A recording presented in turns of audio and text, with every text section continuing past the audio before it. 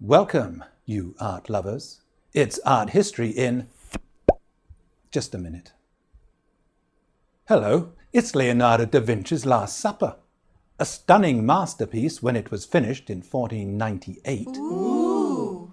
That was a copy. Aww. Eschewing traditional fresco techniques, Leonardo experimented, using a new method for painting on a wall. It didn't work. The painting was already deteriorating when Leonardo was still alive. 40 years later on, Giorgio Vasari described it as un pasticcio di macchie. What was that, George? It was a mess of blots. It was such a wreck that in 1652 the monks thought nothing of bashing a hole through the lower part to make a doorway. It was later bricked up, but Jesus' feet are gone forever.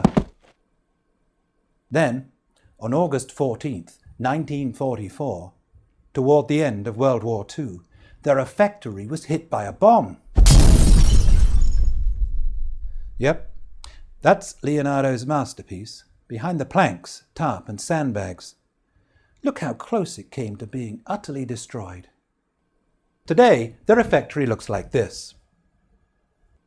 In the painting, Jesus has just announced that one of you will betray me. The disciples react. Surely not I, Lord. Not I, Lord. Not me. I won't betray you. Do that. Ditto. When's dessert coming? Cleverly, in this way, Leonardo solved the old Last Supper problem. How do you show 13 guys sitting around a table? One solution was to put them all on one side, with Judas, the bad guy, on this side. This is what Andrea del Castagno did 50 years earlier. But then we have a long line-up of guys with not much to do. Boring. By having some disciples standing and bunching them together into 4 groups, Leonardo compacted the scene, made it less wide, less boring. And we tend to overlook the problem that there is not enough room for everyone to sit down again, a bit like musical chairs. To the left of Jesus are 3 figures. Traditionally, they have been identified as Judas, with his elbow on the table, St. Peter leaning over behind him, and the young, clean-shaven St. John.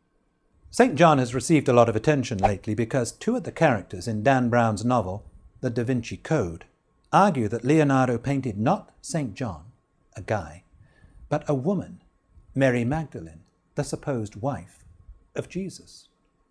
And since the recent restoration completed in 1999, well, it certainly looks like a woman's face. But we often find this sort of effeminate treatment of young men in the Renaissance. Wait a minute, here comes Leonardo himself. Let's ask him. Excuse me, Maestro. Is it true you painted Mary Magdalene in place of St. John